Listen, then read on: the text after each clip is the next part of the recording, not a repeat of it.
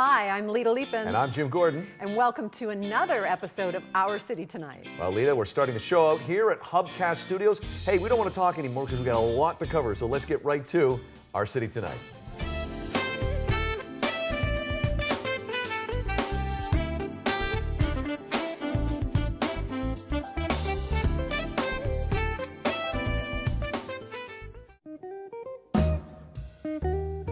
Well, folks, we're here on the west side of Vancouver at the beautiful boutique restaurant called La Quercia. This has been around for a long time. Love this place, but we're here in particular for a VIP event in celebration for the upcoming Bacia Rosso. That's right. We're in here before the media gets in, so we're getting extra VIP treatment. You know what's great about this show, actually, if you're into Cirque, you'll love this show, but it's a more intimate version of Cirque. It's almost like Moulin Rouge meets Cabaret meets, what am I missing? Burlesque. Yeah, that's right. And you eat very well at this show. So, Lita, you're going to talk to... the chef of La Quercia, who is going to be providing all the food for this great event. And I'm going to talk to somebody who is associated with the show, and we're also going to eat some great food. So let's get right to checking out this VIP event for Our City Tonight.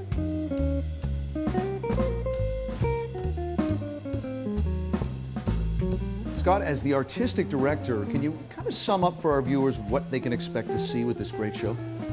Well, we use the term that it's Moulin Rouge meets Cabaret meets fine dining. I said that earlier, that really does sum it up. Yeah, it really does, because you're seated in the round in cabaret-style seating, you have a 4-course gourmet meal, and you're treated to international circus talent and human virtuosity at the highest level. So. And can you also say, too, for people that have seen, say, Cirque, I sense there's more of an interaction. Like you could talk about that they may bring you up. You had a great line earlier that if someone brings you up from the audience, it's not going to be, oh my God, thank God it's not me. Yeah. No, we have a, I think we're blessed to have two very, very unbelievable performers in our cast this season. One is this interactive audience comedian. He's an improvisational comedian from the US. And it's true. You get taken out of the audience, brought up, and everyone goes, oh no. But 1 minute into his work, and the whole audience is sitting there going, oh, I wish it was me. Which goes against every experience I've ever had when I've been brought up on stage. Which is extraordinary. And we have Lady Rizzo, the cabaret goddess from New York City, who's capable of doing exactly the same thing.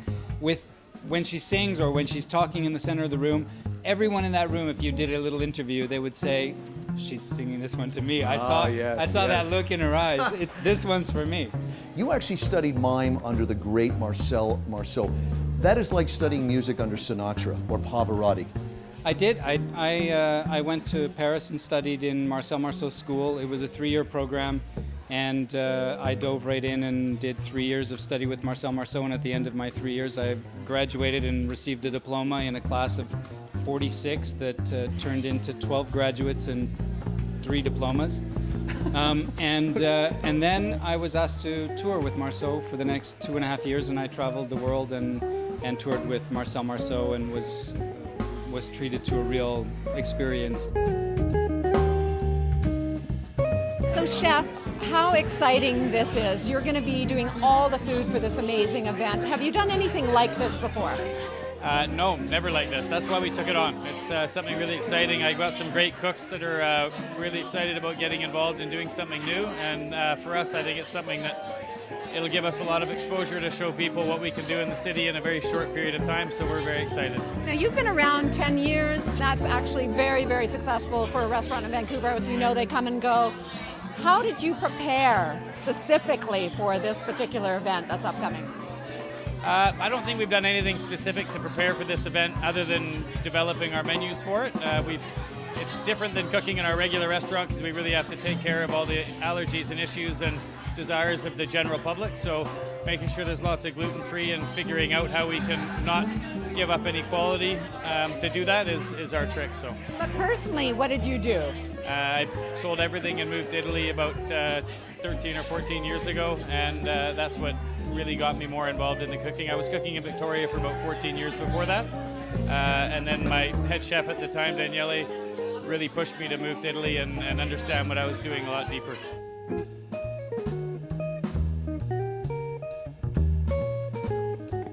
My name's Sean and I can really read your minds. It's Jim, right? I can tell by the way you're avoiding eye contact with me. Take the cards out, just reach right on in there, take a peek at one card, in the middle someplace, remember the value? Maybe allow Judith to see it, then drop them back in. Very good. Have I touched the card since I began? I haven't. Think of the color of your card. That'll be red or black, red or black. You're gonna be difficult, red or black? No, don't tell me. It makes it really easy to. This is me sober. 3 of clubs, queen of clubs, 5 of hearts, 9 of spades. If I named your card, please put your hand down.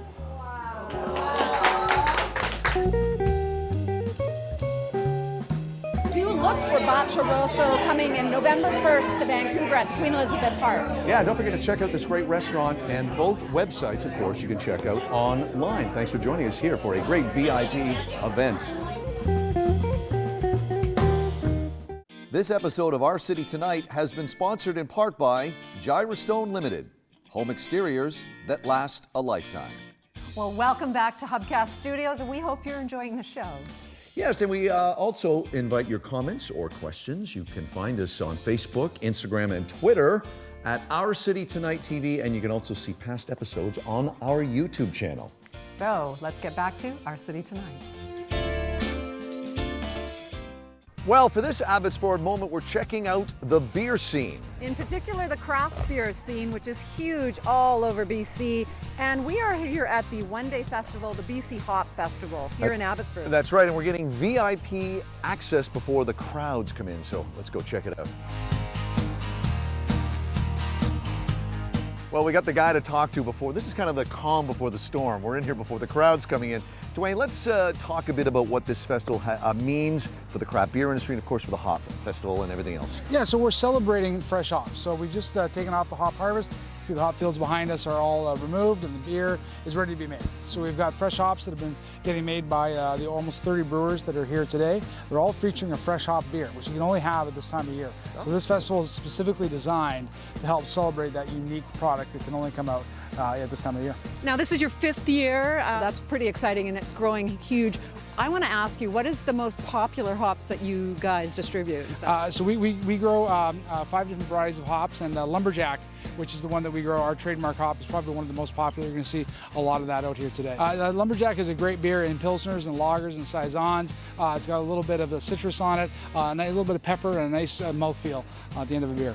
And you know, one thing for our viewers at home, are we having this conversation with you 7, 8 years ago? I mean, the industry has exploded, and I mean that in a good way. Yeah. Can you talk a bit about how it's come along, the evolution? Well, we've definitely, we're a product of the craft beer industry. We consider ourselves a part of the craft beer industry, because without craft beer, we're not here having this conversation. Right. So for sure, craft beer is a huge part of why we exist. 7 or 8 years ago, as the industry was just getting going, there was a shortage of hops, and it kind of attracted people like ourselves to expand the offerings that the farm had to include hops and ultimately for craft beer. So yeah, it's a big part of why we're around. Can you tell people at home, now we're here today, but people watching the segment, where can they get more information on you guys, the craft beer industry? Is there a place they can go website-wise? Yeah, 100%. BCHop.ca has got a lot of great links off of that. And our partners at the BC Craft Brewers Guild have a great website with all their brewing partners. I think there's over 150 members of the guild now. And events throughout the year, we should say, yeah? Yeah, we have another event at the Abbotsford Air Show this year. We just had the grandstand. Was a lot of fun, and we've had beerbecue here before, which is it's why we have so many food trucks here, give you lots of beer and food offerings.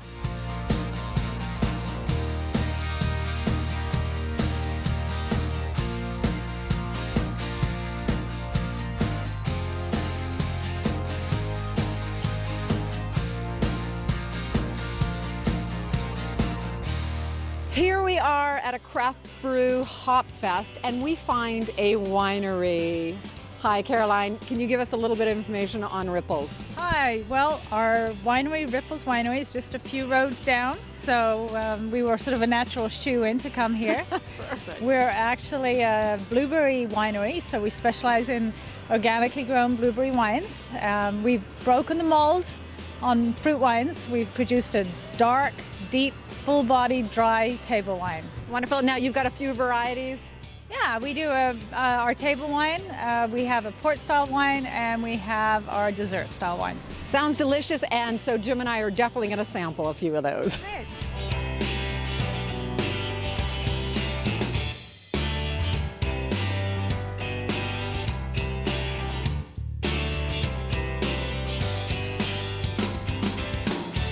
Well, we had some family time over there at Taves Farm, but now for the adult time. And of course, here we are at Ravens Brewing with Paul. Paul, let's talk about the craft beer scene in Abbotsford. Lita and I have been seeing that throughout the day, Hopfest, everything like that.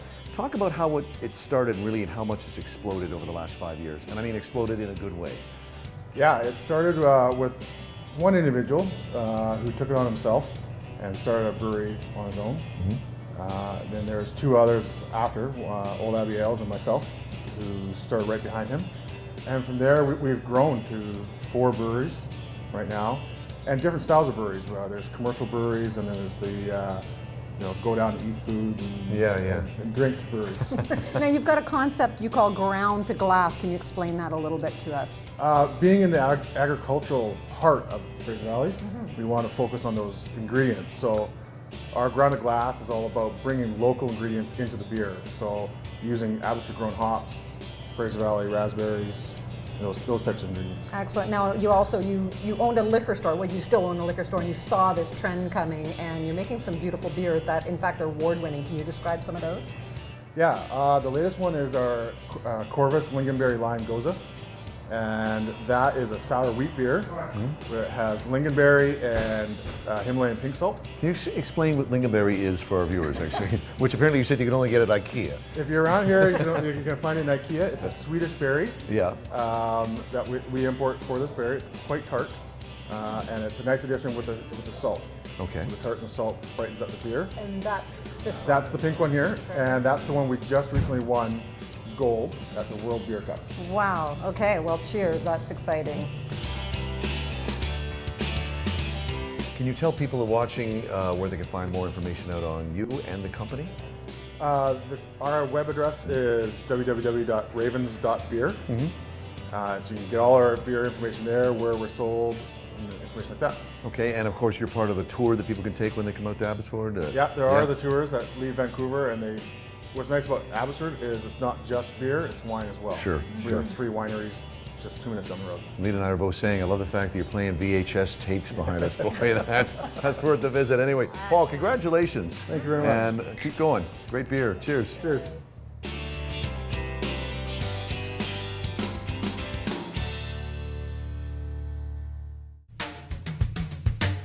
Roseanne, we were with you and Ted very short time ago when you were just getting started to doing this house. It's finished now. It looks absolutely gorgeous. So what happens? The builders, the owners, they get a hold of you, they know what they want, and what happens from there? So when a company or a builder is interested in our product, they will email us the PDF floor plans and elevations, and then what we'll do is we'll do a mock-up of different products and what it will look like, send it back to them, and then we can give them a quote on the different looks, and then they can decide which look suits them best. And so once that happens, then we'll sign a contract and we'll order the product, which takes about 3 weeks to get the product. And then depending on the size of the house and what they want, it's between 3 to 4 weeks to finish the job entirely. Wow, that is really fast for what I'm seeing and what we saw like right at the beginning. Pretty incredible. Is there any particular stone tile that people tend to go towards, or is it people are really, really different in their choices? So what you see here is the columns, these fluted columns. Those are our biggest sell, because they make the place look like a mansion, right? Absolutely, very cool. I mean, you can put anything on them, but when you do these fluted columns, it's amazing. And also you'll see around the windows, those are arches. And so those are another ornate thing you can do to your home to just increase the value and the eye candy aspect of it. And I always like to call it the lipstick. The final touches. Is there anything that comes into effect for trouble for doing the stone tile? I mean, I guess we were talking before. I mean, you've been in business for 25 years. You've been in Vancouver for how long? 13. 13 years. Yeah. So there's absolutely the concept of, rain screening, which is so imperative here in Vancouver. Do you have any issues with that? We have had no issues with moisture getting behind our tile. Like I say, we have a built-in rain screen system. Early in the product, when we were very first making it, there was effervescence with moisture in the concrete and the mix, so they worked that out, so you don't see that anymore. There was also the minerals in the gravel and things that may come out in the tile, but you don't see that anymore because we've got the recipe down to a fine science. Sometimes recipes can vary, or somebody can put a little of this and too much of that, like you can in a cake. So anyways, if that happens, we again guarantee this whole product at your whole house for 25 years. If you have any problems, we come back and we fix it. You've got a lot of different styles of stone tile, but do they come in different colors? Yes, we have, I believe, 7 to 8 colors. They're all earth tones. This one here is antique white.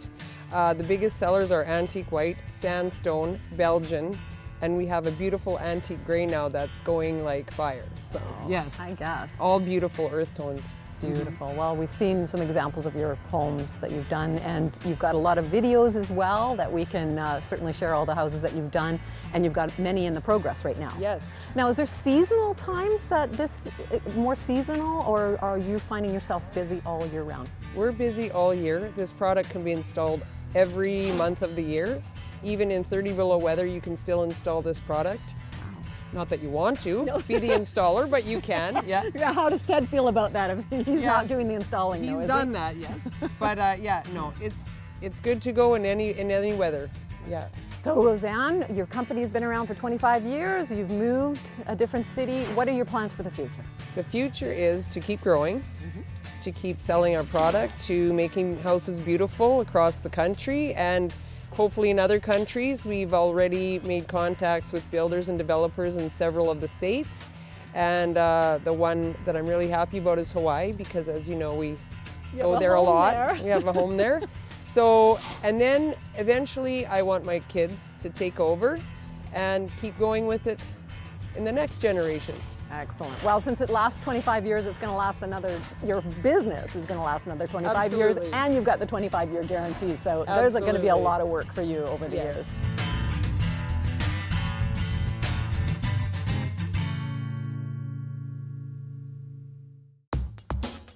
We're here in beautiful Yaletown, home of many great bars and restaurants in Vancouver, but we're here for the Spirits Up segment sponsored by Octavia Vodka. That's right, there's some great places Lita mentioned. We're going to check out the parlor and try an exclusive drink. Let's go.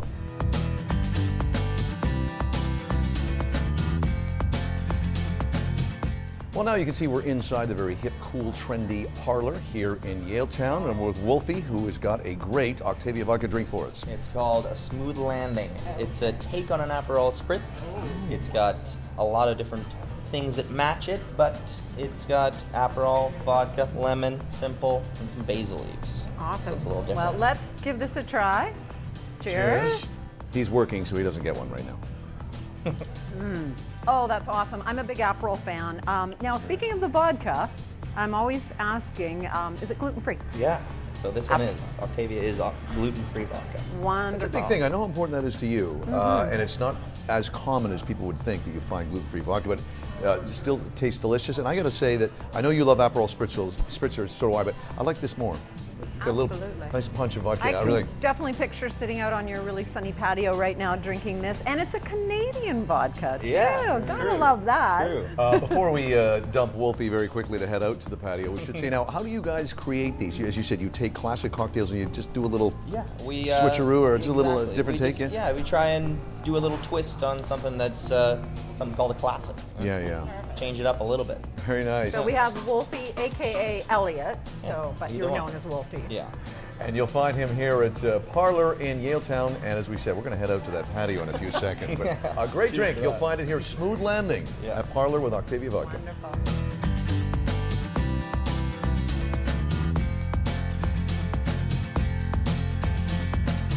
While we're now standing outside Parlor, we're joined by Octavia Vodka's Marquetta Newberry. Thank you for the invite today, and thank you for introducing us to a great new drink. My pleasure. Absolutely. Cheers, Cheers, guys. Cheers.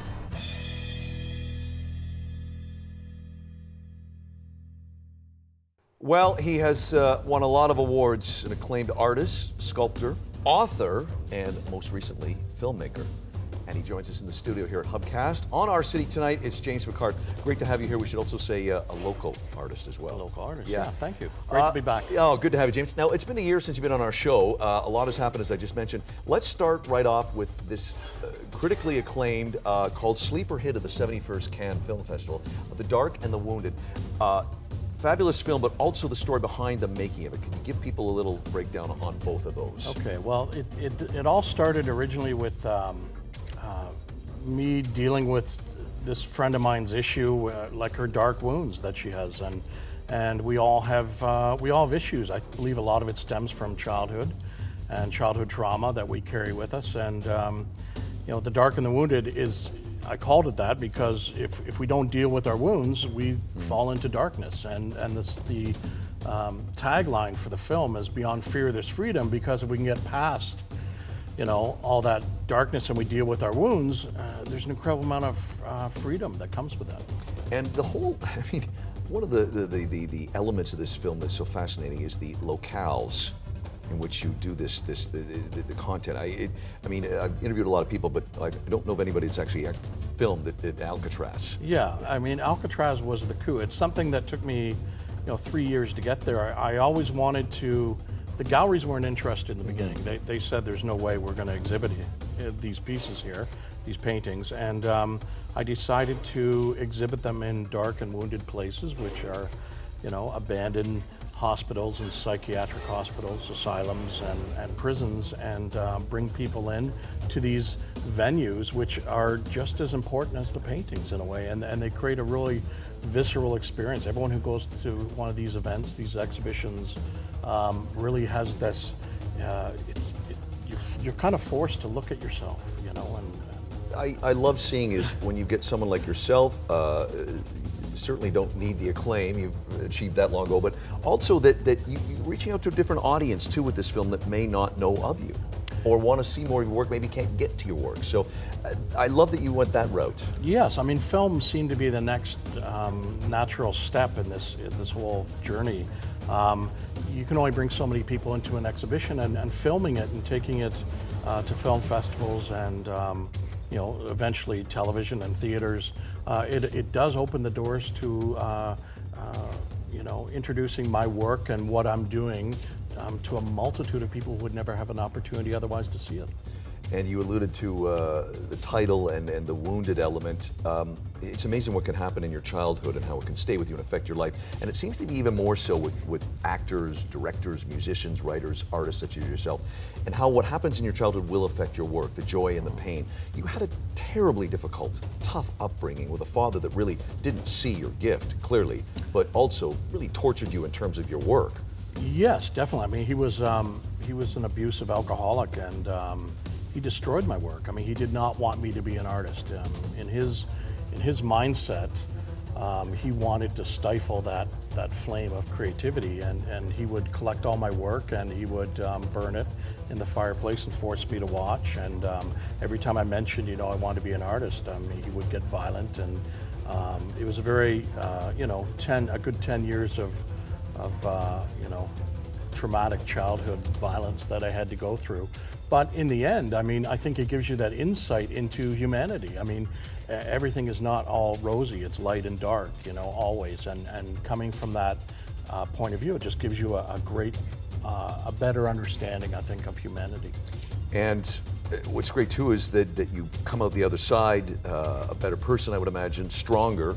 You seem to really taken that negative and really turned it into something very positive in terms of your work. Yeah, well, I mean, you have that choice. I mean, either you let something crush you or you rise above it. And for me, it was all about not letting him crush my spirit. And you know, I think it's important for all of us. I mean, we need to fight for that. That's who we are. Sure. And yeah, I was doing everything in my power to not get squashed. Well done. Sure. Well, we should also mention, folks, right here, a new book. You're doing a lot. I'm busy. That's excellent. For people watching at home across the country, can you talk a bit about where they can find the book and where they can find more information on the film? Okay. The film, we'll be doing a feature film coming up. darkandwounded.com, jamespicard.com. You can Google Dark and Wounded or Google James Picard. A lot of information will come up. There's a YouTube channel, there's Instagram, there's a whole bunch of social media.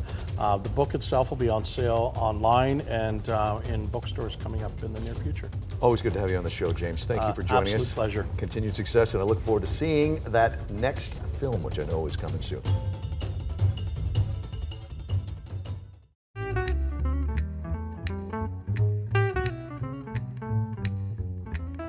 We're here at a very crowded party on this evening, and our guest tonight on Inside Business is Dr. Harm Gross. He is the president, owner, and founder of Next Environmental Inc. Thank you for joining us. Thank you for inviting me. You're quite welcome.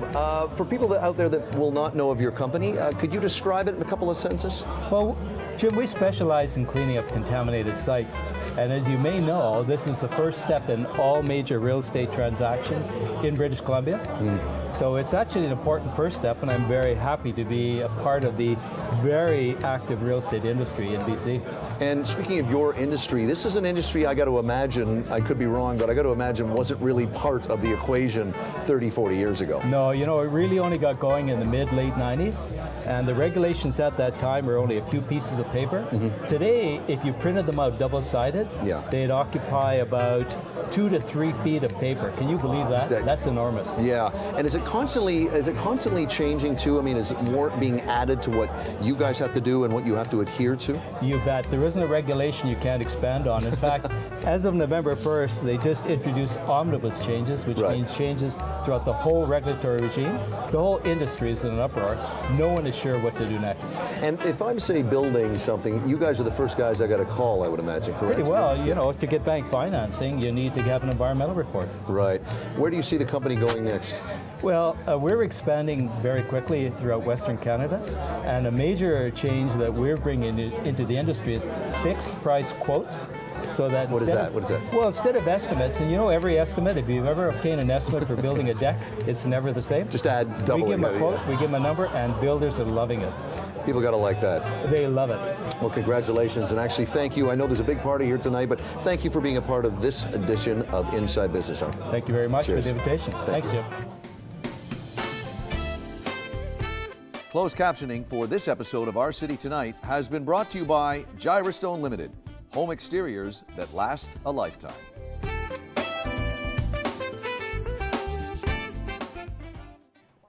Well, that concludes another show. That was a lot of fun. We had a lot of fun. Thanks for joining us. We're back here at Hubcast Studios. I'm Jim Gordon. And I'm Lita Leapins. We'll see you on the next edition of Our City Tonight.